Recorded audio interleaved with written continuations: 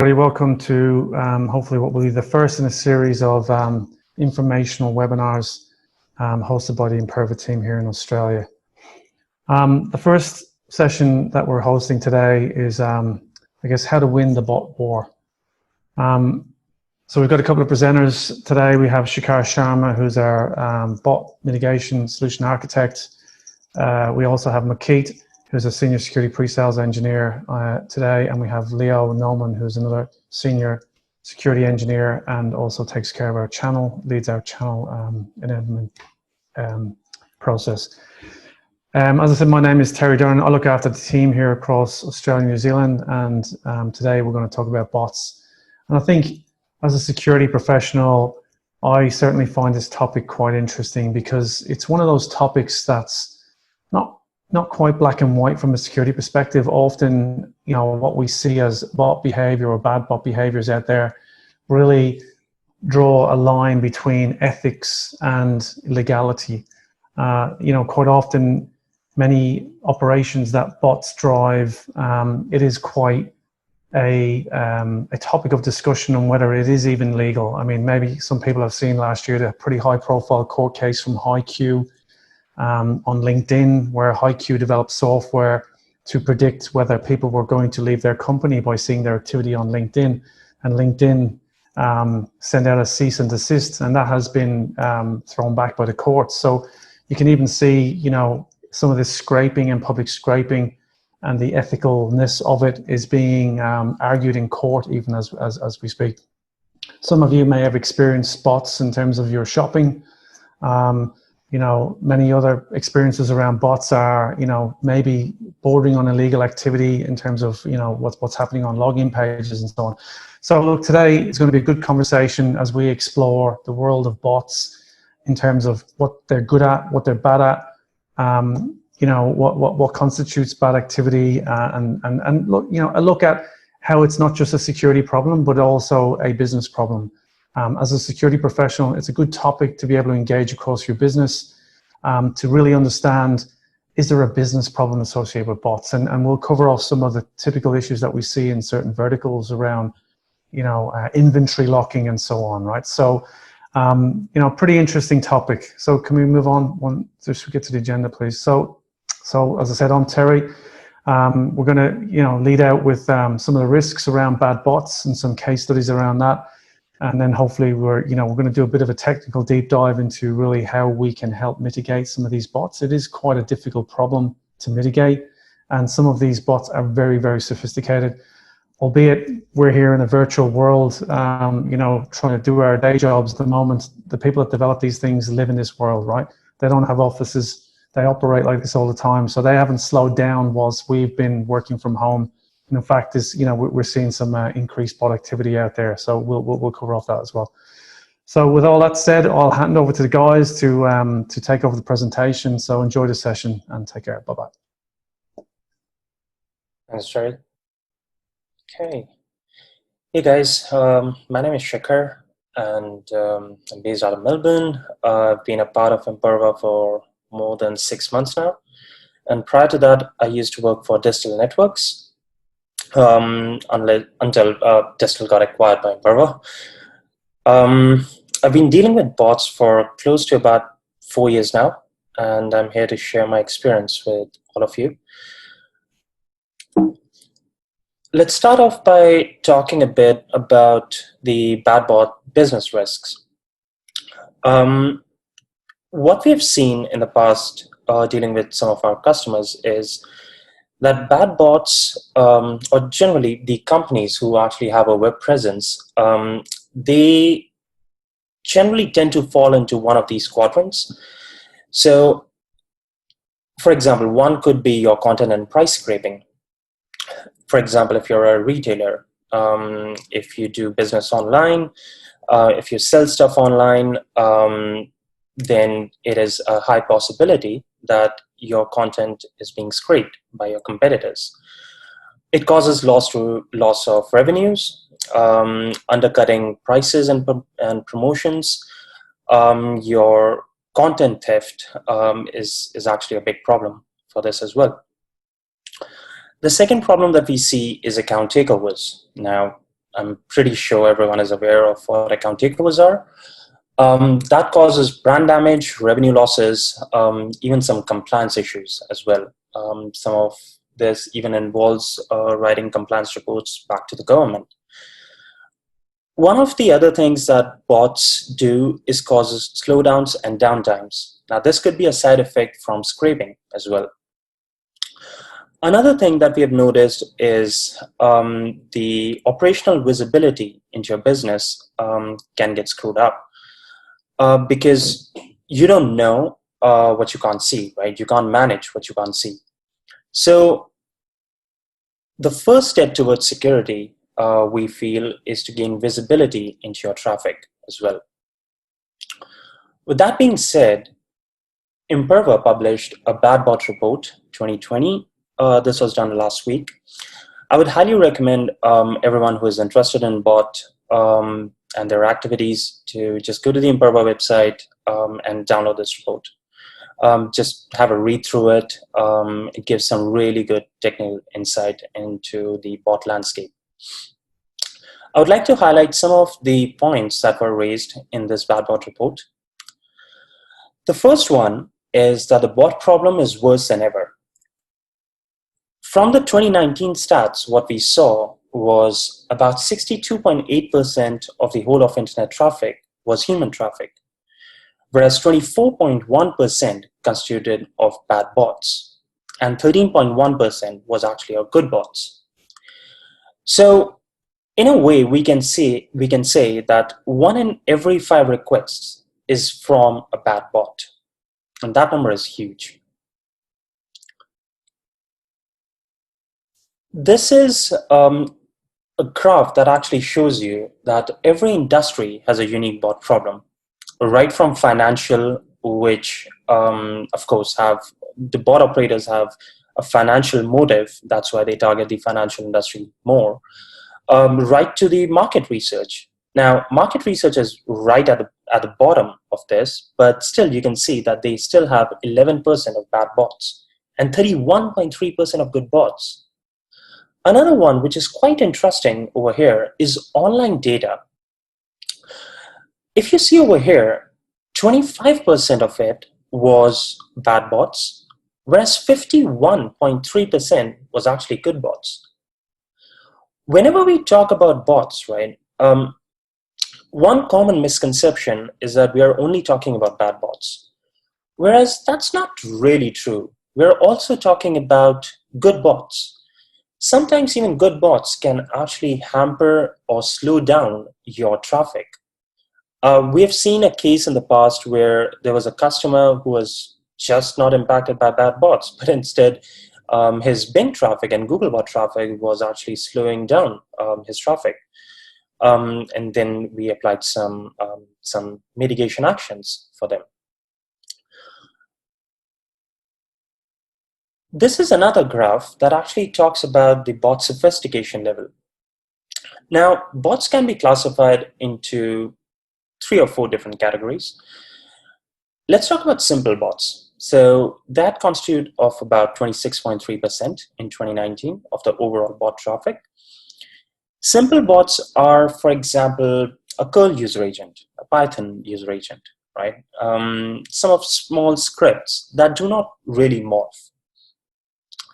Then we have about 53.6% of bots, which are known as moderate bots.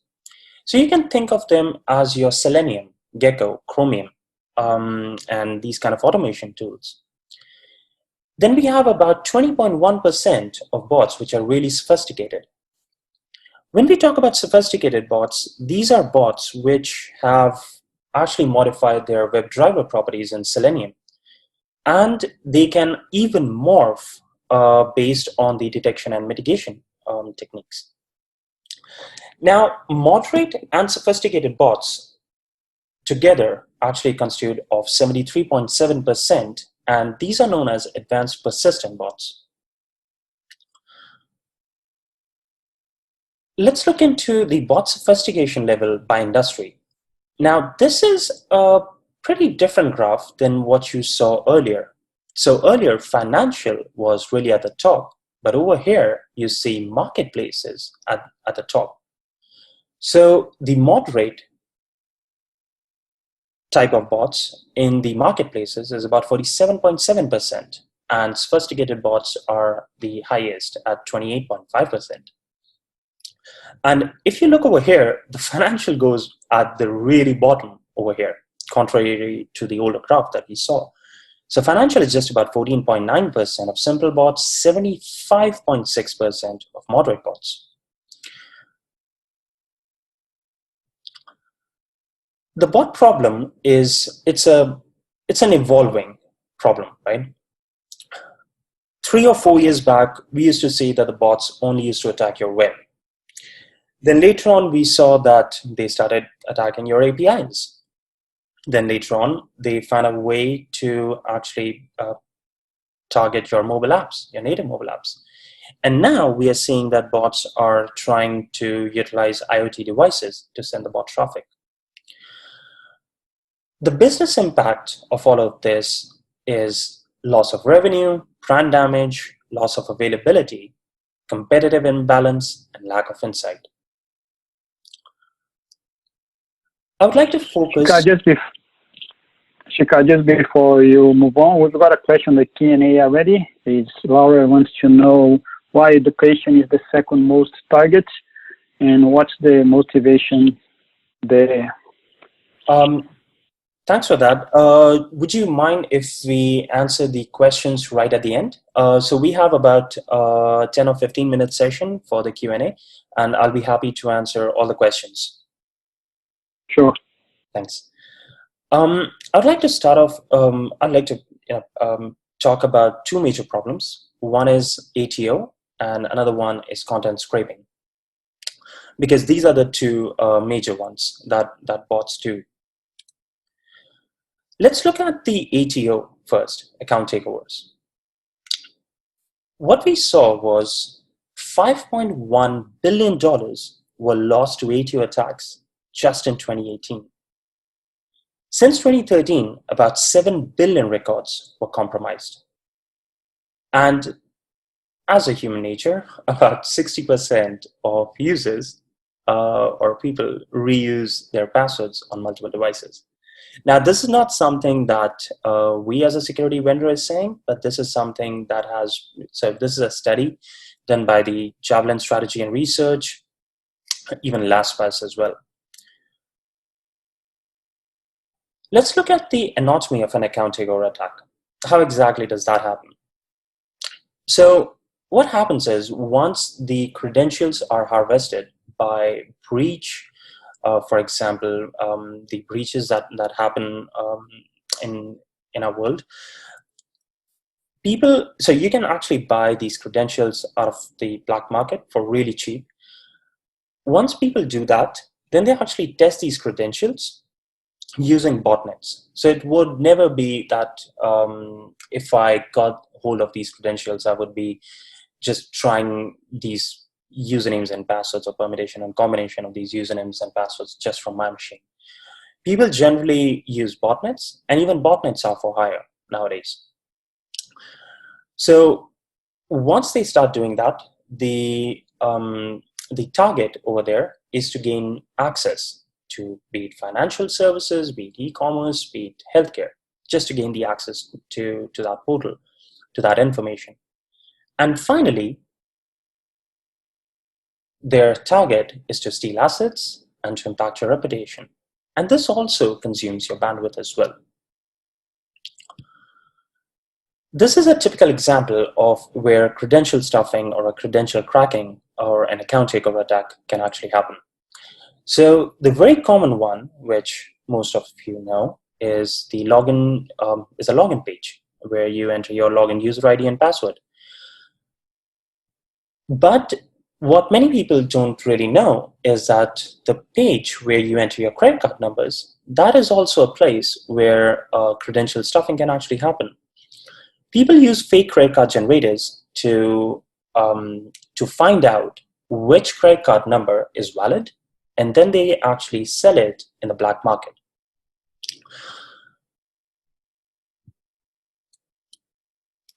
This is an example of an e-commerce website. I'm pretty sure you guys know of this brand. But let's break this up and see which part of this website is exposed to what type of attacks. So for example, your account and your cards are exposed to credential stuffing, credential cracking, carding attacks, and account takeover attacks. If you look into your inventory list, that is exposed to inventory scraping. Then there is something which is called as catalog scraping and application DOS. There is something as price scraping, which your competitors can do to undercut your prices. The other major problem that we see across many retailers is gift card stuffing. So over here, this is type of a graph where we saw about 1,000 domains attacked by bots looking to exploit just a gift card balance checking feature. And this is really important because this, again, gives a financial motive to the bot operators. Let's look into some of the case studies. Number one is, why did Betfred look for a bot solution? Now, anyone who is not aware of Betfred, it is one of the biggest gambling companies based out of UK. The before scenario for Betfred was that bad bot traffic on some of their domains was about 87%. And the account takeover attacks happening per month on them were about 30.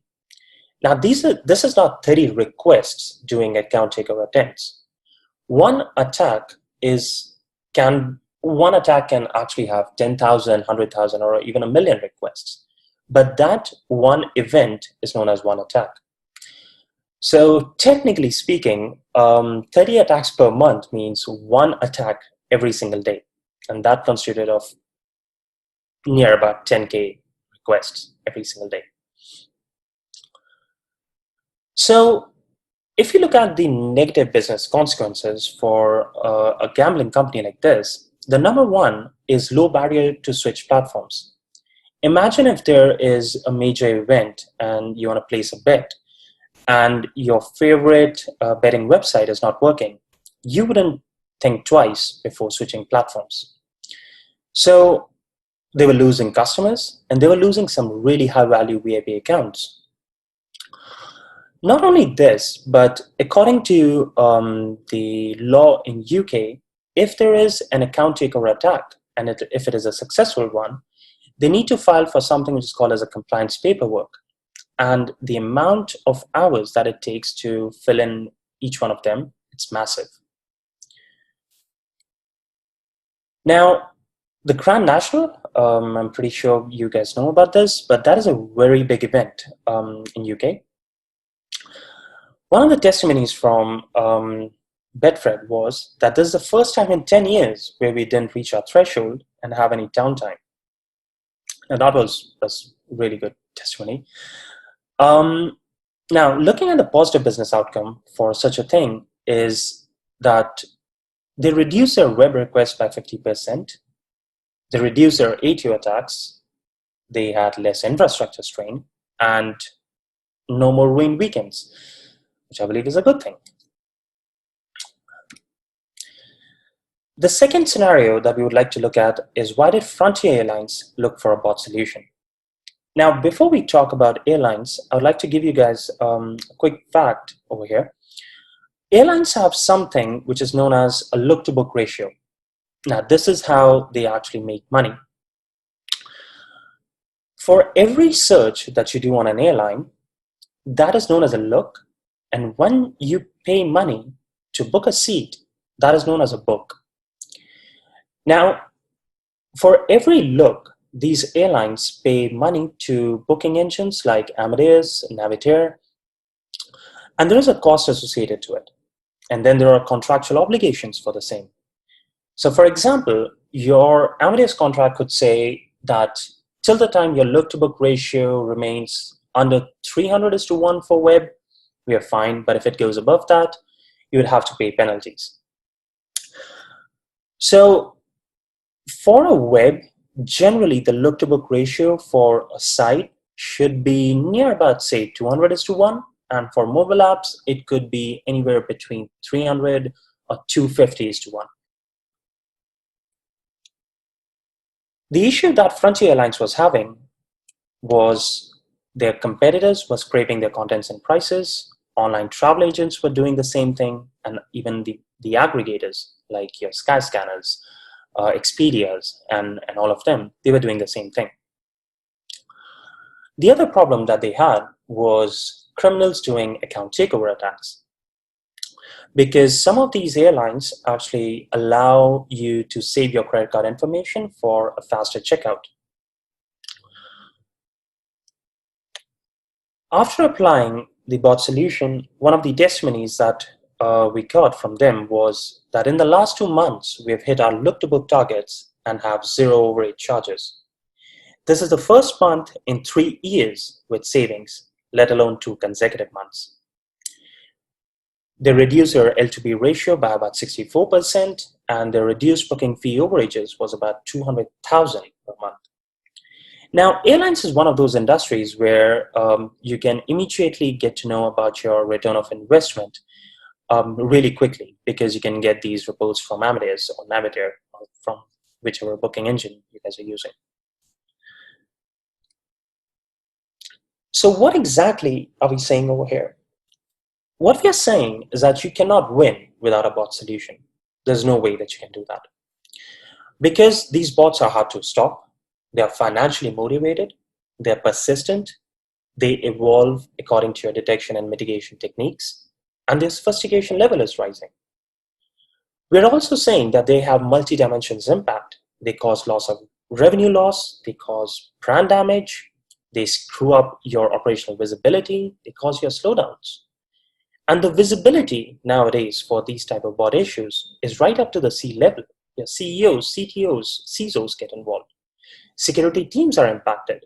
Marketing gets hampered because of this, and application owners, it's a nightmare for them. Now, Forrester also indicated that by about 2023, this bot market is expected to be about of 1.3 billion. And that is a huge market for these bot operators. What you should note is whichever bot solutions you pick, you should make a note of something. That particular bot solution is able to protect your websites, it is able to protect your APIs, and it is able to protect your mobile apps as well. These are the 3 fronts where whichever bot solution you pick, it should be able to give you protection on that. So let's talk about what is Imperva as a security vendor doing about this. We developed a solution which is called as an advanced bot protection, and we integrated the solution into the Imperva Cloud App Security Stack, our security offering. So now the Imperva security offering gives you a CDN, a DDoS protection, that's a web DDoS protection, a bot protection combined with account takeover visibility, API security, and of course web application firewall. This is all stacked into one, and this is a SaaS offering. But what we are also saying is that we have something which is called as a standalone connectors. Now, majority of the people nowadays are on popular technology stacks like AWS, like Cloudflare. And it's really difficult for them to migrate their whole applications from one stack onto the other. So in order to tackle this problem, what we did was we developed something called as connectors. For AWS, we developed a Lambda function that you can deploy on Lambda at Edge. For F5, we developed an iRule script, iRules LX. For Cloudflare, we created a workers function. For Nginx, we have a Lua script that you can install with OpenResty. And similarly, for Fastly, we have a connector. So even if you're on all these different technology platforms, but you still want to have a bot protection, you can install the advanced bot protection by just installing one of these connectors.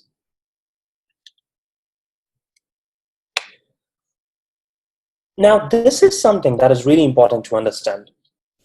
Different products in security are not replacement of one another. They complement each other, and all of them solve a different problem. So your WAFs are there to give you protection against OS top 10.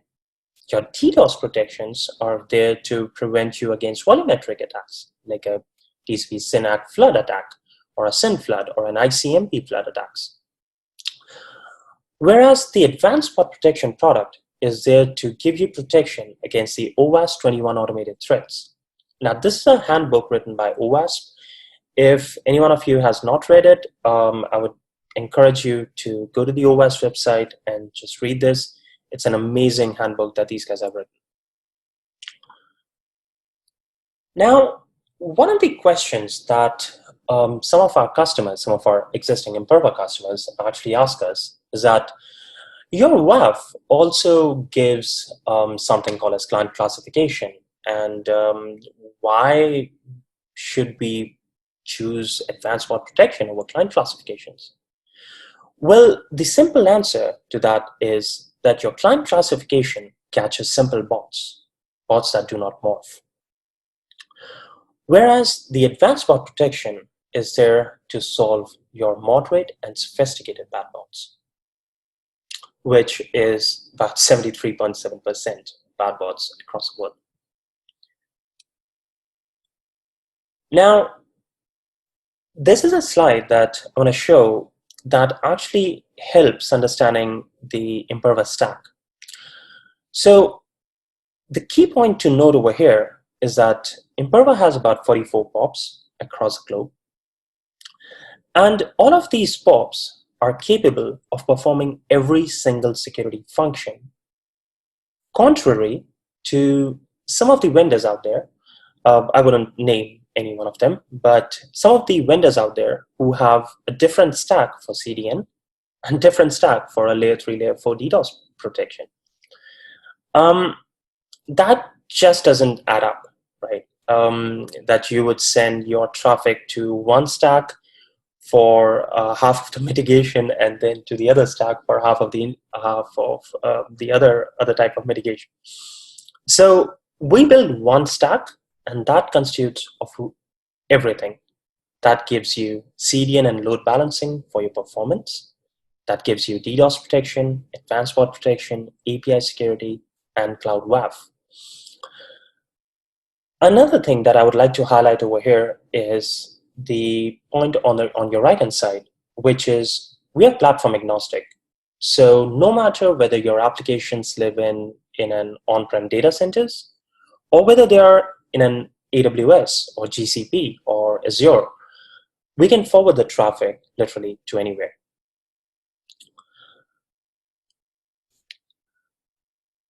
This is a fully managed solution, right? So we have managed services as an offering as well.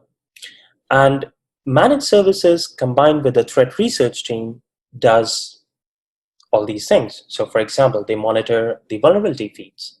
They research our network for traffic and trends, for attack patterns. They monitor the social media for trending vulnerabilities as well. So this is your typical exploits DB. And they research on 0 days as well. Another thing that I would like to highlight over here is that 90% of our customers deploy these solutions in blocking mode. Contrary to some of the security solutions that at least I've seen in the past, where solutions are present in monitor mode and not in blocking mode. And it takes huge amount of PS hours to just put anything in a block mode. This is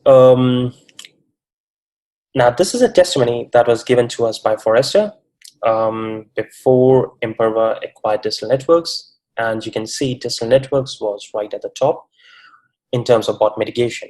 And this is just some of the commentary given by Gartner over 4-5 round research. Now, let's do a technical deep dive and let's look at the detection methods and what makes us special. So the number one thing that actually makes us special is the high definition fingerprinting. We collect about 200 different attributes from the end user's machine in order to find out whether a request is human or a bot. The way we do that is by injecting a JavaScript on the client's browser. That JS runs, collects all the info, and sends a post back to our servers for analysis. Now, by collecting these 200 different attributes from the end machine, we can identify whether it's human or whether it's automated. Another thing that we do is tamper-proofing checks, which means that if anyone tries to modify our JS, we would immediately get to know about it.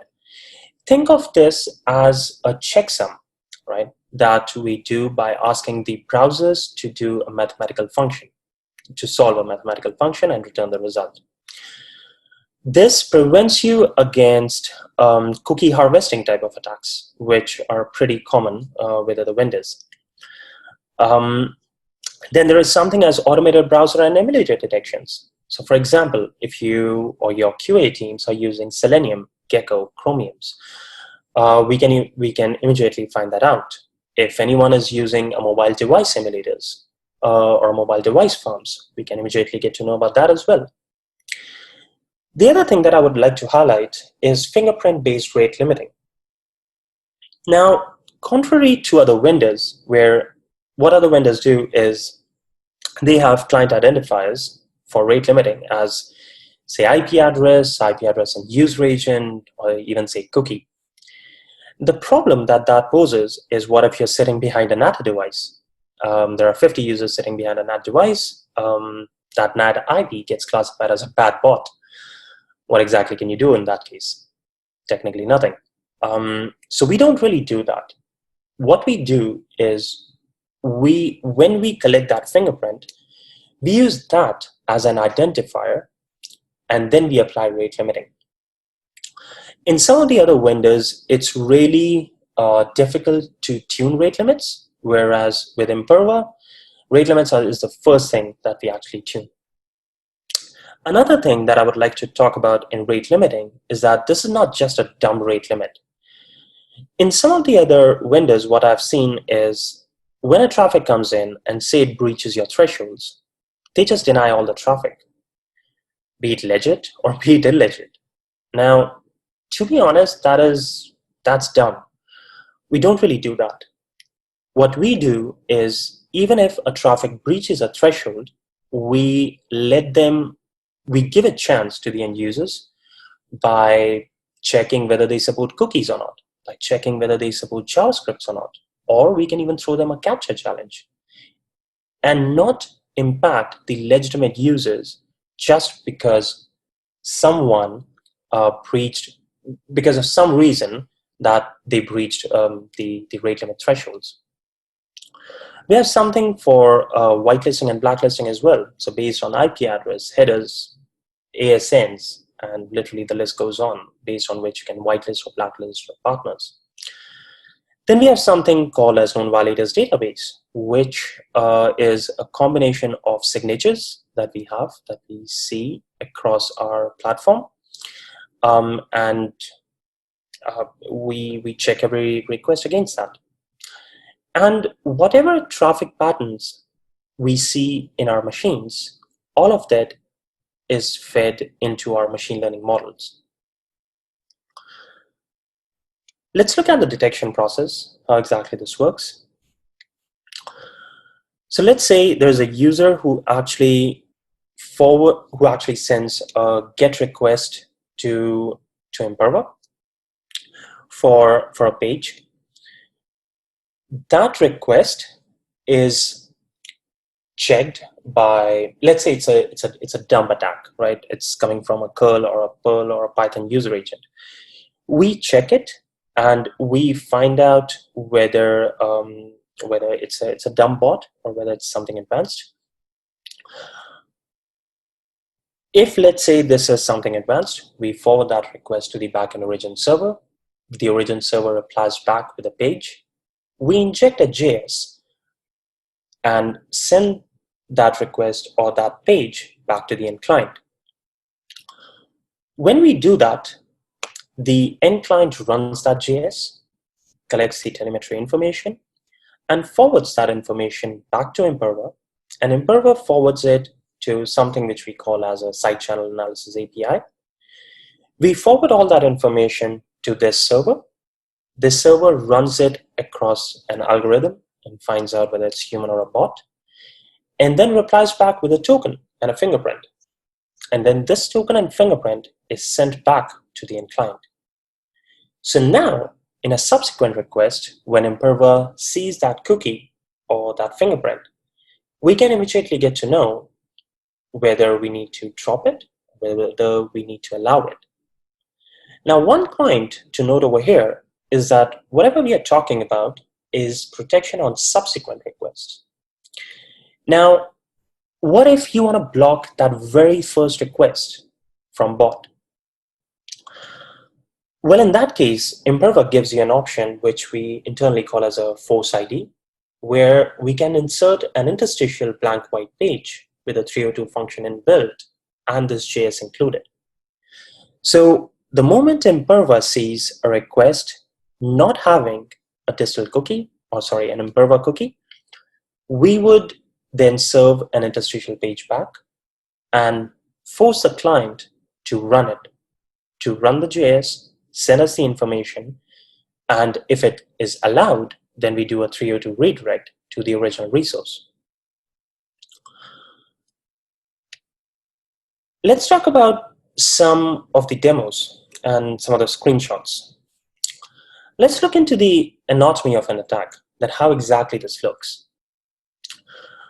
What we saw is that when we apply the bot solution in monitor mode, at that time, bot operators generally don't know about it.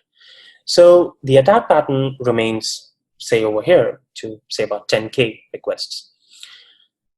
But the moment we start applying the mitigations after whitelisting the known partners, the attack traffic ramps up. And this is really common. The moment a bot operator finds out that this is that they're getting blocked, they ramp up the attack. Now over here, you can see that still the non-mitigated bad bots highlighted in red is still there, right? So we are still not blocking a lot of traffic because at this time we did not apply all the mitigations controls that we have. But over here in the last graph that you can see, this is where we literally applied everything that we had. And now you can see that the non-mitigated bad bots become really tiny. And this is where the attacker kind of stops attacking you. Now, the question over here is that where are the humans? We've talked about all these bad bots, but what about the humans? So this is an interesting graph where you can see that these small troughs over here, this constitutes of weekends, and this 5 graphs over here, 5 green peaks, are weekdays. So that's Monday, Tuesday, Wednesday, Thursday, Friday, then again a weekend, and then again weekdays. And this is really interesting because you can see that the bad bots traffic really ramp up during weekends. Now this is due to some of the cheap hosting services which offer cheaper rates during weekends. And this is really important to understand as well because majority of the time, some of the vendors that we've worked with are some of our competitors. What they only show is the traffic that actually hit a route, right, which actually is termed as malicious, and not the human traffic, which is not good because how would you know if there is a false negative? The technique that they apply is to create custom visibility rules, and that just does not cut it, right? You should give the whole visibility, be it of humans, be it of bots, literally every single thing that is coming on a website. This is another example that actually shows you why exactly you can't deal with these type of bot attacks using just checkbox solutions. If you see over here, the number of bad bots was about was about 400,000. And this attack was distributed among 32,000 different IPs, 5,347 different organizations, and 95 different user agents. Now, there is no way that a typical solutions or an IP blocking solutions would be able to help you out if you get under such an attack. Similarly, over here, if you look at distributed requests on sign-in, now this is for a login page, we saw traffic coming just from 2 IPs and spread across 251 different user agents. Now, if you notice over here, this traffic is from October 20th till 6th of November. So that's about 16 days. But if you look under the bad bots requests, that's only 24,208. Now, what this means is that this was a slow attack. So every single day, that's only 1,500 requests, which means that the number of requests per second is really low. So there is no way that your typical rate limiting can actually catch these type of attacks. So what exactly is the key takeaway message over here? The key takeaway message is that your typical WAFs cannot protect against advanced bots. WAFs are signature-based, whereas advanced bots morph their signature based on your detection and mitigation techniques. Rate limiting available in WAFs, they're ineffective against advanced persistent bots.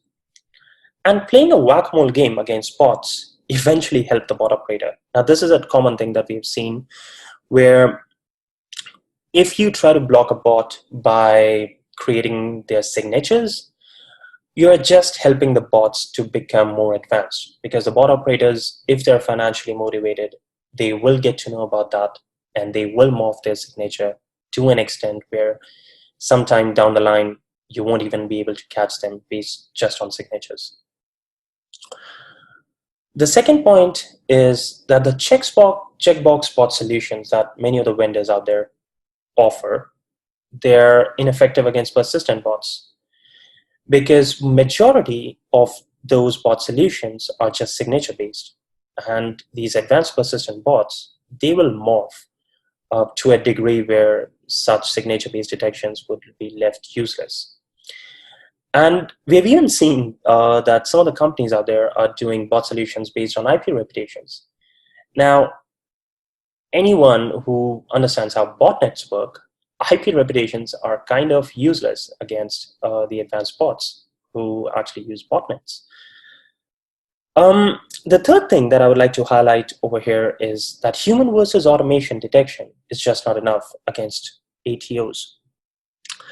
Because with the knowledge of whether this traffic is coming from human or automation, you should also be able to find out whether a traffic or whether a login request is coming from a credential abuse, is from a breached credentials, and a human is actually trying that. Now, that is something that the ATO product combined with the advanced bot protection offers. And the last part is gaining visibility into your traffic is the first step towards security, because you can't really manage what you can't see. And majority of our customers who actually come to us, they first want to deploy such solutions in monitor mode because they literally want to see that what exactly is their traffic pattern, because some of them don't even know about this. So in order to prevent a bad business decision, they actually deploy these type of solutions. And that, ladies and gentlemen, finishes up the webinar. I've now opened this up for Q&A. Side by side, I would also like to highlight that there are some case studies that we have done, which are present on Imperva's website, some industry research, some threat research. This is literally for e-commerce, ticketing, airlines, some case studies by multiple different vendors. So in case you guys want to have a look at it, please feel free to go onto the Imperva's website and have a look, right? All right, Leo, let's take some questions. Yeah, so if you can open the Q&A panel, you can guide the questions as you want as well. Go to the answered questions because Maki has answered a few, but in case you want to read loud for everybody to be aware of the questions and the answers, you'll be great. Thank you. Okay, so let's look at the Q&A. You notice that the government sector in the first bot graph was quite high, 5th or 6th, while in sophisticated bots, it disappeared as an affected sector. Yeah, this is common. This is exactly the same thing that we saw even for financials, right? That they were the most attacked, but when it comes to sophisticated bots, they were literally at the bottom. The reason for that is these sectors, say government sectors or financial sectors, they are lucrative to literally everyone. So even a script kiddie is going to start attacking the government sector or financial sector, whereas the advanced bot operators, they know about the security controls present in, say, government sectors or, say, in financial sectors. And they don't really kind of waste their times by attacking them. So that might be one of the reasons. What are the example of good bots? So Makita has already answered this. Good bots are your search engine bots, your New Relics, your Google bot, Bing bots, chat bots. Even your QA teams using Selenium and Gecko, this would be treated as good bots. What about Citrix ADC NetScalers connector? Well, that is actually a very good point. So we right now have developed 5 connectors, but we are in the process of creating different connectors for different platforms. And to be honest, these connectors are written in Node.js, so they can literally run on any cloud compute platform. So if there is a need for this, please let us know, and we can work with you to just write it. And to be honest, there are some of our customers who wanted these connectors in PHP, and it just literally took us like 2 days to write a connector in PHP for them. So if there is a custom requirement to write a custom connector, it can surely be done. Does your DDoS protection for layer 3, layer 4 work on BGP route change? How is that stacked up on your CDN? Yes, that is absolutely right. That does work on the BGP route change by forming the GRE tunnels and then forwarding and then routing the traffic back to your data centers. That is stacked up on our CDN. Actually, that is a part of the whole POP. So we have all the devices that are required for the layer 3, layer 4 mitigation. They are also present in that same POP. How exactly that is stacked up? That is really a good question, because in Imperva, for every single request that will be checked for that will be checked against a layer 3, layer 4 attack as well. Because that is just how the OSI layer actually stacks up, right? So it will pass through those same appliances as compared to different vendors where a CDN stack is different and a layer 3, layer 4 mitigation stack is different. We're using CloudWrap solution from Imperva. Does it cover the advanced bot protection already? No. This does not cover the advanced bot protection. That is actually a separate product. Please feel free to talk to your account managers regarding the same. Why would education be the second most targeted? What's the motivation over there? Well, I believe the motivation over there could be the content and content scraping. Sorry, my timer just told me that it's time to stop talking, but I see that we still have about 8 minutes. So yeah, I don't really know what would be the motivation behind targeting the education industry, apart from the content.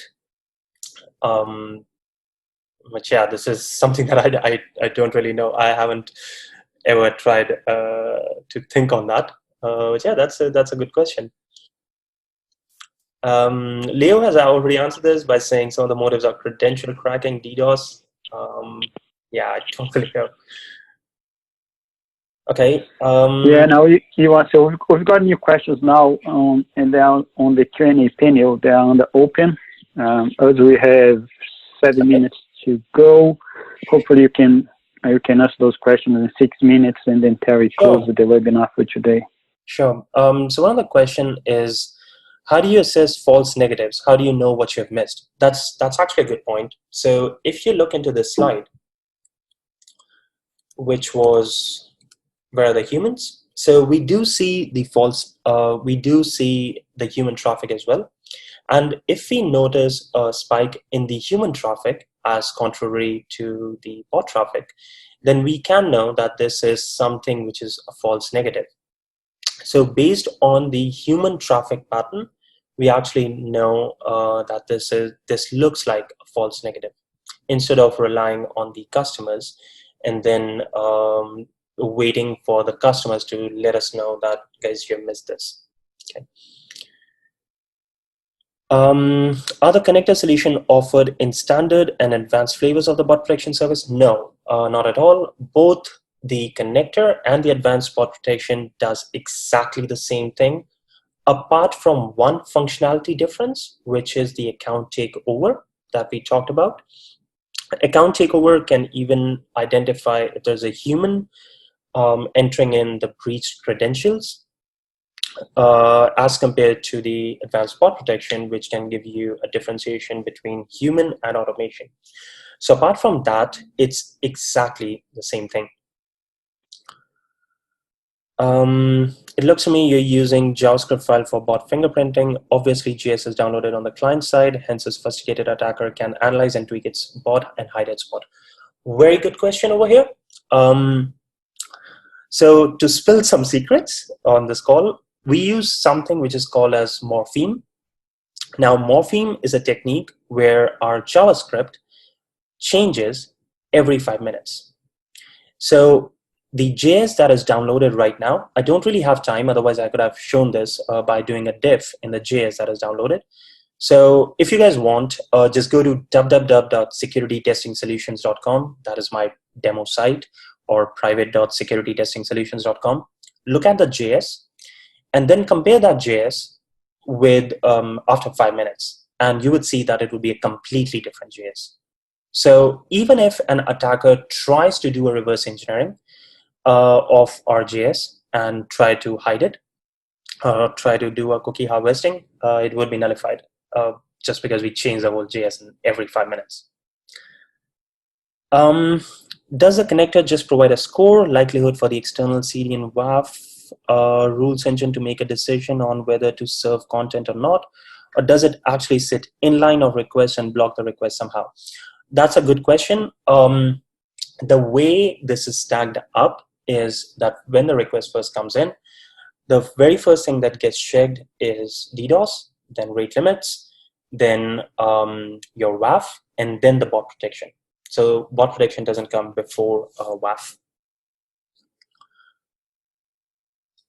We're using Encapsula WAF now. How do I know we need to deploy advanced bot protection? What report or factor I need to check from WAF? Example, high volume bot attack.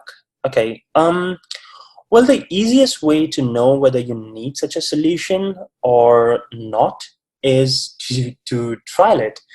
Talk to your account managers, get a free trial, run it in monitor mode, and look at the traffic patterns and see whether it is something that, whether your website is under attack or not. Okay.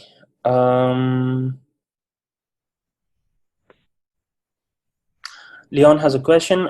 This question was regarding use of your bot protection in combination with another CDN and WAF.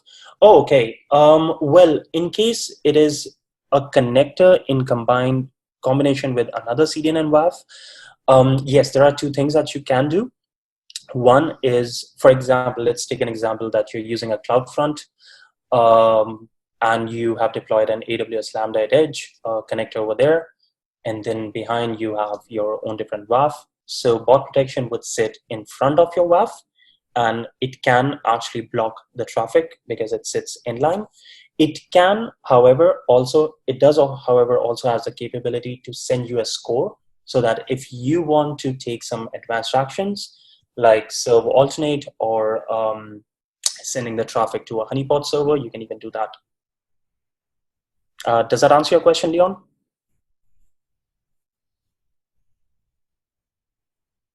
Great. All right, guys. So we follow up with you on Leon. We ran out of time here. We'll follow up with you. Terry, going to close it? Yep. Thank you very much, Shikar. That was very informative. Thank you, everyone, for attending today. Much appreciated. If you need some more information, follow the links on the invite. We'll send out some information around the next session, which we're going to be running in partnership with AWS Meetups. We're going to be talking about how to secure Amazon RDS. If you're a security guy looking after cloud security for your organizations, I think this is going to be a really interesting presentation. Imperva is launching new capability to protect database assets as a service within Amazon RDS. So, if you're interested in those sessions, we'll get them out to you for next week. Okay, guys, thank you very much. Take care, everyone. Bye-bye. Thanks, guys. Bye-bye.